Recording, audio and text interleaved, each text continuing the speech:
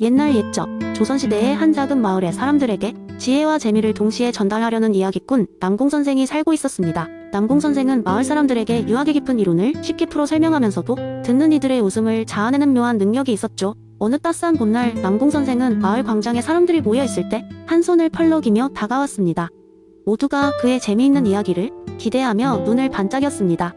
남공선생은 자리에 앉아 입을 열었습니다. 오늘은 여러분에게 율곡이 선생의 이기이원론에 대해 재미난 이야기를 하나 해드리려고 합니다. 다들 들어보셨다시피 이는 이와 기가 세상의 모든 현상을 설명한다고 하는데요.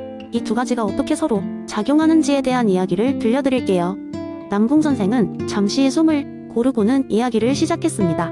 옛날에 이라는 이름의 지혜로운 영혼과 기라는 이름의 장난꾸러기 바람이 있었습니다. 이 둘은 늘 함께 다니면서 세상 이치를 어떻게 펼칠지 상의하곤 했죠. 이는 언제나 차분하고 논리적이었으며 어떤 상황에서도 본질을 파악하고자 노력했습니다. 반면에 기는 변화를 좋아하고 아이디어가 넘쳐나며 어딘가 가만히 있질 못했죠.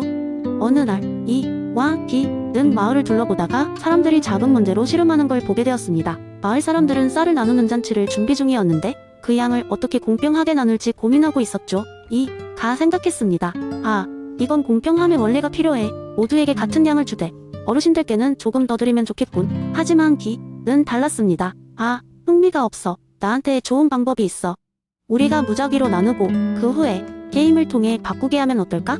재미있을 거야. 이는 한숨을 내쉬며 기의 말에 논리적으로 반박했지만 이내 기의 에너지가 사람들을 즐겁게 할 수도 있다고 생각했습니다.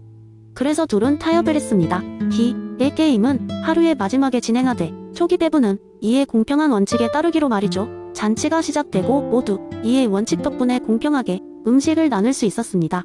어르신들은 조금 더 많은 음식을 받아서 매우 기뻐했죠. 막바지에 접어들자 기의 장난기 넘치는 게임이 시작됐고 사람들은 그 게임에서 음식을 다시 얻거나 잃기도 했습니다. 그러나 모두가 그 과정에서 즐거움을 얻었고 마을 사람들은 그 어느 때보다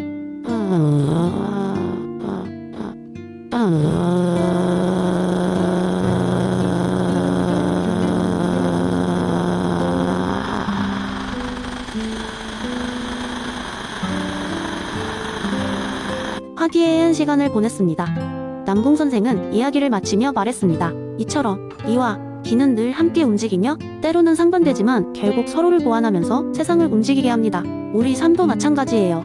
시대와 상황에 따른 원칙과 변화의 조화를 잘 맞춘다면 우리는 더 나은 세상을 만들어갈 수 있을 겁니다. 마을 사람들은 그의 이야기에 크게 웃고 박수를 보냈습니다.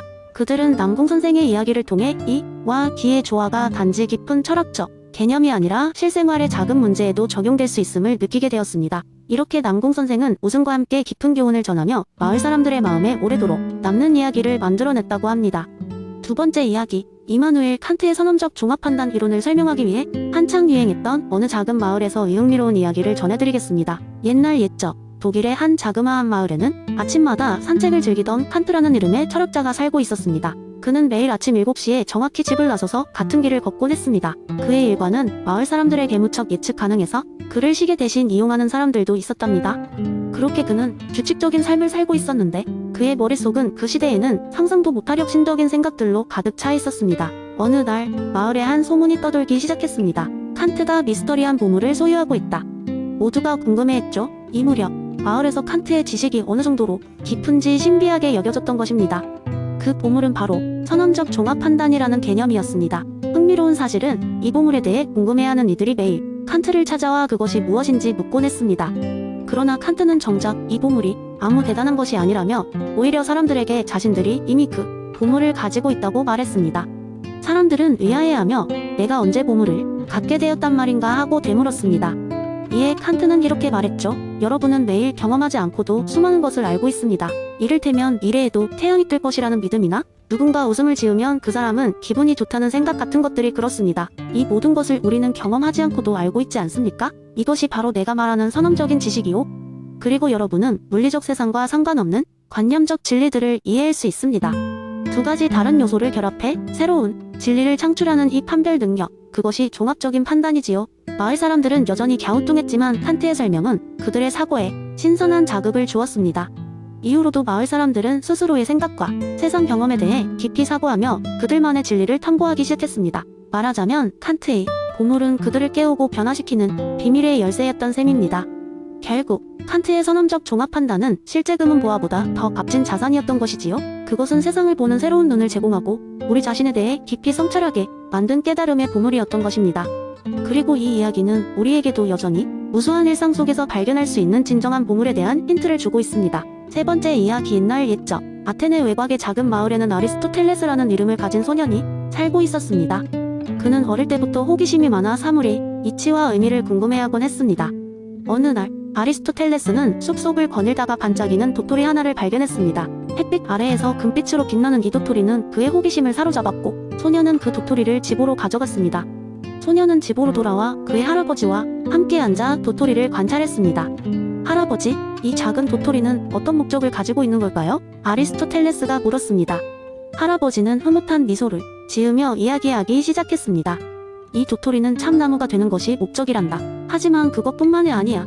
참나무는 그늘을 제공하고 새들의 보금자리가 되고 심지어 인간에게도 유용한 목재를 제공하지. 그러니 도토리 하나에는 수많은 이야기가 담겨있지.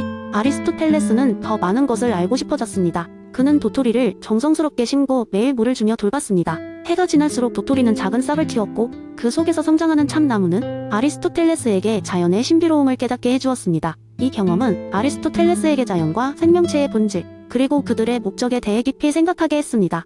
세월이 흘러 아리스토텔레스는 그 도토리를 심었던 장소에서 참나무 아래에 서 있었습니다.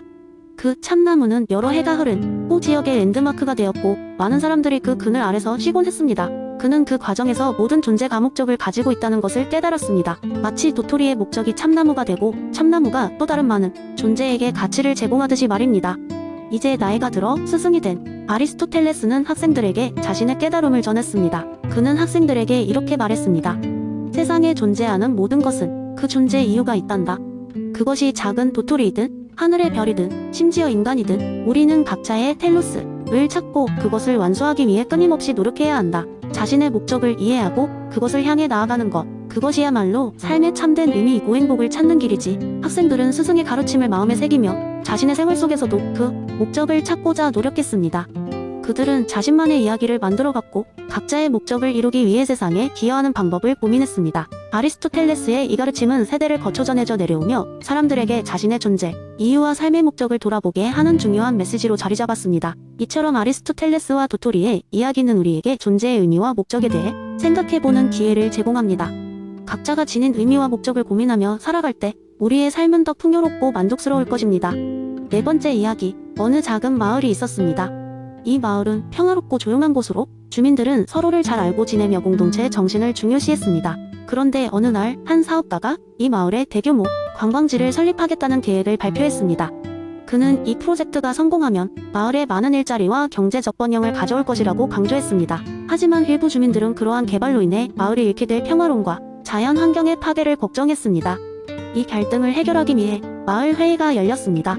이 회의에서 존 스튜어트 밀이 최대 다수의 최대 행복 원칙을 바탕으로 토론이 시작되었습니다. 주민들은 각각 자신의 입장을 설명했습니다. 관광지 개발에 찬성하는 사람들은 경제적 이익과 고용 창출, 그리고 마을의 발전 가능성을 꼽았습니다. 반면 반대하는 사람들은 환경 파괴, 소음 증가, 그리고 고유한 마을 문화가 훼손될 가능성을 지적했습니다. 회의 중 마을의 한 어르신이 일어나 말했다. 그는 여러분, 우리는 이 결정을 내림에 있어서 진정한 행복이 무엇인지 깊이 생각해야 합니다. 밀은 우리에게 개인의 이익보다 사회 전체의 이익을 중시하라고 가르쳤습니다. 그렇다면 과연 이 프로젝트가 우리 마을 전체에 더 많은 행복을 줄 수 있을까요? 라고 질문했습니다. 그의 말을 듣고 주민들은 잠시 생각에 잠겼습니다. 그때 마을의 젊은이가 손을 들고 말했다. 혹시 우리가 사업가와 협력하여 관광지를 개발하되 자연, 환경을 최대한 보존하고 마을 문화를 홍보할 수 있는 방법을 찾는 건 어떨까요? 그렇게 한다면 더 많은 사람들에게 더 많은 행복을 주지 않을까요? 이 아이디어는 모두의 관심을 끌었습니다. 이후 주민들은 사업가와 논의하여 프로젝트에 친환경적인 디자인을 적용하고 관광객들이 마을의 전통과 자연을 체험할 수 있는 프로그램을 개발하기로 합의했습니다. 이렇게 함으로써 마을은 경제적 이익을 얻는 동시에 고유한 문화와 자연을 지킬 수 있었습니다. 결과적으로 사업가는 성공적인 관광지를 관리하게 되었고 마을은 경제적 번영과 환경, 보존을 동시에 이루었습니다.